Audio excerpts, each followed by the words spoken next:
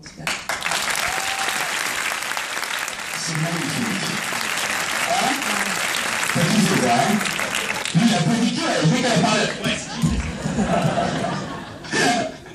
Alors, évidemment, nous sommes là, avec vous, pour répondre à vos questions. Si vous avez une interrogation,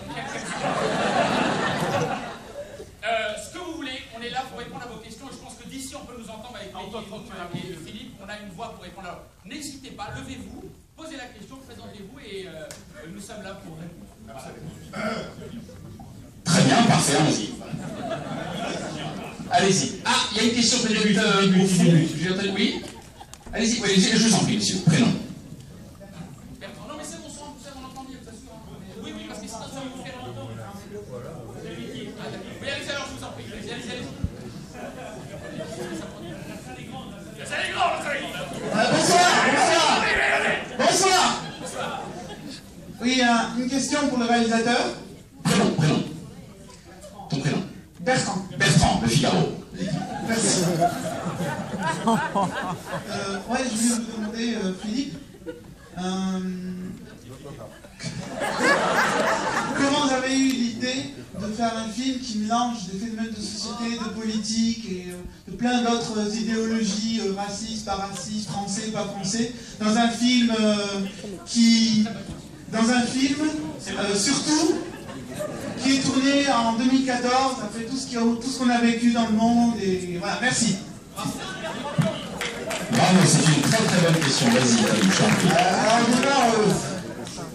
d'abord, l'idée déjà c'est de faire rire les gens, hein. La première chose c'est ça.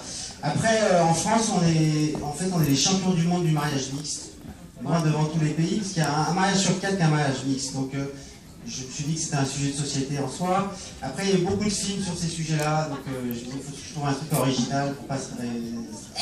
Pardon, je bug. Pour pas se répéter.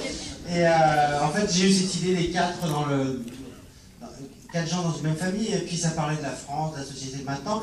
Et on s'est dit, il faut surtout pas se censurer. Voilà, c'est la meilleure chose à faire, c'est de dire tout ce qu'on pense. Et puis, après, si vous faites les choses avec respect, tout passe, quoi, par l'humour, voilà. Les critiques, bah oui, ouais, mais si on a peur de ça, on ne fait plus rien. Évidemment, on s'est lancé, et puis c'est le spectateur qui décide si c'est bien, si c'est drôle, si c'est... Évidemment, et je voudrais quand même ajouter une seule chose, c'est que le seul but de ce film, c'était de vous distraire. Et je crois que c'est réussi. Et ben voilà, c'est tout ce qu'il faut faire. Évidemment, oui mes chers amis, les municipales, c'est dans 3 semaines. Alors, Chaban Delmas, mais il est mort depuis 20 ans. Alors, il va. C'est parti. Oui, bonsoir. Bonsoir. Thierry. J'avais juste une question, je voulais savoir quelle dinde était la meilleure. Alors ça, c'est nous qui va répondre. J'en ai mangé aucune, j'étais pas là. Mais je pense que les 3 étaient bonnes, parce que c'est Chantal qui les a cuisinées, donc elles devaient être très bonnes, je pense, n'est-ce pas? En fait, la vérité, c'est que, évidemment, c'était les 3 les mêmes, et c'est que Philippe a eu la bonne idée de tourner pendant l'heure du déjeuner. On n'a pas été déjeuner, en fait, on a mangé toutes les dindes. Pendant 8 heures, en fait. Là, le déjeuner a duré 8 heures. Non, mais c'est pas ça, c'est que la scène a duré 2 heures, parce que c'était une scène de repas. Les scènes de repas au cinéma sont très longues, et nerveusement, surtout avec nous à table, c'est compliqué. Mais Christian Clavier, je dois l'avouer, et en passant, ça a été un bonheur de tourner avec lui, parce que nous, enfants, on regardait évidemment les films de Christian Clavier, donc il nous a porté dans le film. C'est comme tourner avec Christian Clavier, en tant que jeune acteur comique comme nous, c'est comme faire un match de tennis avec Rafael Nadal ou Roger Federer. Ça nous porte. Voilà, c'est très bien ce que je viens de dire, c'est magnifique. Je vais ajouter un truc par rapport à ça. Oui. Oui. En fait, les acteurs, quand ils bouffent, souvent, ceux qui ont un peu d'expérience, ils mettent de la mie de pain beaucoup avant la scène.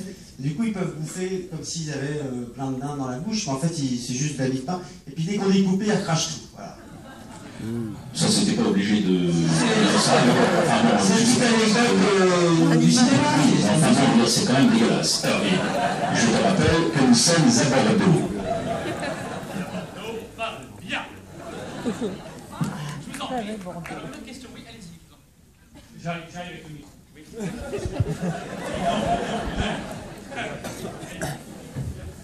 Bonsoir à tous et merci pour ce moment, ces moments de joie, ce film de bonheur, vraiment. J'avais une question, c'était pour le réalisateur, surtout aussi pour les acteurs, dans le sens où ils ont accepté de tourner dans ce film. Donc, est-ce que c'était une volonté de parler de racisme et de xénophobie sous ton humour, mais d'en parler pour montrer aux gens qu'ils n'étaient pas seuls en France, puisque c'est un phénomène qui est fréquent? Si tu permets, Philippe, je commence ce que je veux, après je te passerai. Alors, en fait, d'abord, il ne s'agit pas du tout de racisme, il s'agit de préjugés. Les Chinois ont des préjugés sur les Juifs, les Juifs ont des préjugés sur les Arabes, et vice-versa. Ce ne s'appelle que des préjugés. Et on peut rire qu'avec ça. Et on rigole avec ça parce que c'est drôle. Mais oui, dites-moi, vous voulez apporter autre chose?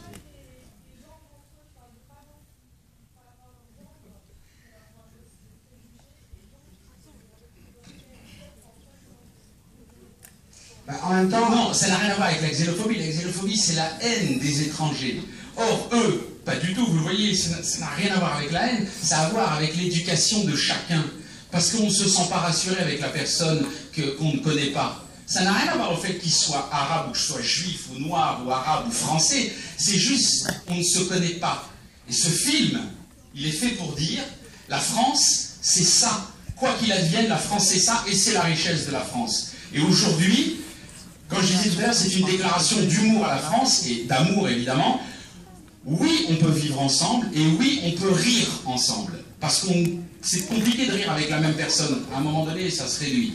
Mais quand on est ouvert, et quand on a envie de parler aux gens, et quand on a envie de découvrir les gens, eh ben oui, on rigole, et oui, c'est pour l'éternité. Et évidemment, vive la France, et vive la République.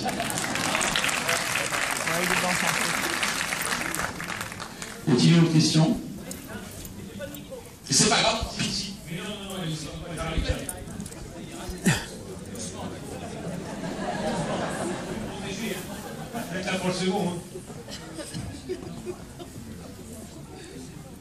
Bonsoir.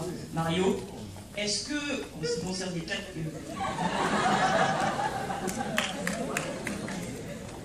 les quatre acteurs donc chacun de cultures différentes, est-ce qu'en lisant le scénario, vous vous êtes dit « Ah ça je le ferai pas parce que ça va trop loin » C'est une bonne question, c'est Mehdi qui va répondre à ça parce qu'effectivement on en a parlé.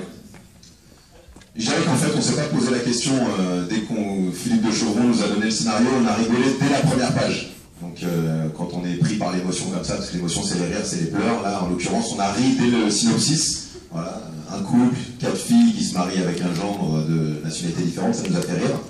On ne s'est pas posé la question, on a continué à lire le scénario, on a rigolé.